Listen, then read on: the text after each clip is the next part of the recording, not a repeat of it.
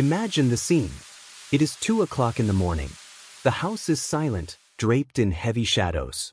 You walk into the dark kitchen for a glass of water, and as your finger finds the light switch, a sudden flash of brightness reveals a movement on the counter. A cockroach. In a moment of pure reflex, you grab the nearest heavy object and strike. The blow is clean. The head is separated from the body. In any other creature on this planet, that would be the end of the story. But as you look closer, your skin begins to crawl with a deep sense of unease. The body does not collapse. It does not twitch in a final death rattle. Instead, it stands up. It adjusts its legs. It begins to walk, navigating the terrain of your countertop as if nothing had happened at all. This is not a scene from a horror movie. This is the terrifying, incredible biological reality of the cockroach. To understand how this nightmare is possible, we have to look inside a body built like no other. For a human, the head is everything. It is where we breathe, where we eat, and where our command center lives. If we lose it, our blood pressure drops to 0 instantly. Our hearts pump our life force out of the wound until there is nothing left. But the cockroach is different. It has what scientists call an open circulatory system.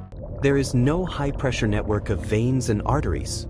Instead, their blood moves slowly, more like a gentle tide than a rushing river. When a cockroach loses its head, the neck wound doesn't gush. It simply seals itself off. The blood clots almost immediately, like a self-healing seal on a piece of alien technology. The body stays pressurized. The life stays inside. But what about the simple act of breathing? We are slaves to our lungs and our mouths. We need our brains to tell us when to inhale. The cockroach, however, breathes through its sides. All along the segments of its abdomen are tiny, microscopic holes called spiracles.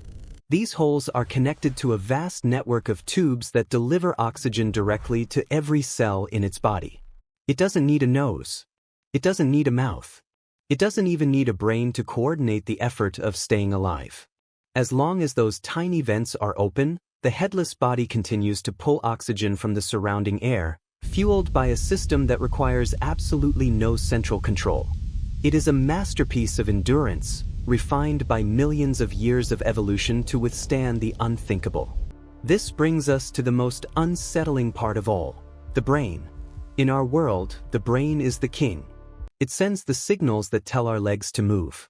But the cockroach is a decentralized machine. It has clusters of nerves, called ganglia, distributed throughout each segment of its body. Think of them as mini brains. These clusters are responsible for the basic reflexes of living. They control the legs and the wings. If you touch a headless cockroach, it will scurry away. It doesn't need to think about running. Its body simply knows how to survive. The head, in many ways, is just an accessory used for eating and sensing the world through its long antennae. Without its head, the cockroach enters a strange, quiet state of existence. It can no longer see the light or smell food on the floor. It simply exists in a dark vacuum. It will find a safe place, a crack in the wall or a space behind a pipe, and it will wait. It can sit there for days. It can sit there for weeks. It doesn't feel the panic of a dying animal because it lacks the complex emotions we associate with suffering. It is a biological drone, operating on the last bit of energy stored in its tissues. It is a haunting, silent sentinel of resilience. So, what finally stops this headless wonder? The answer is simple. It's thirst. Without a mouth, it has no way to take in water. In the dry environment of a home, dehydration is the silent killer. After a week or two, the body finally runs out of moisture. The legs stiffen. The movement stops. Only then, after 14 days of headless survival, does the cockroach finally surrender. It is the ultimate survivor, even without a mind to lead the way. It is a reminder that in nature, the rules of life and death are not always what they seem.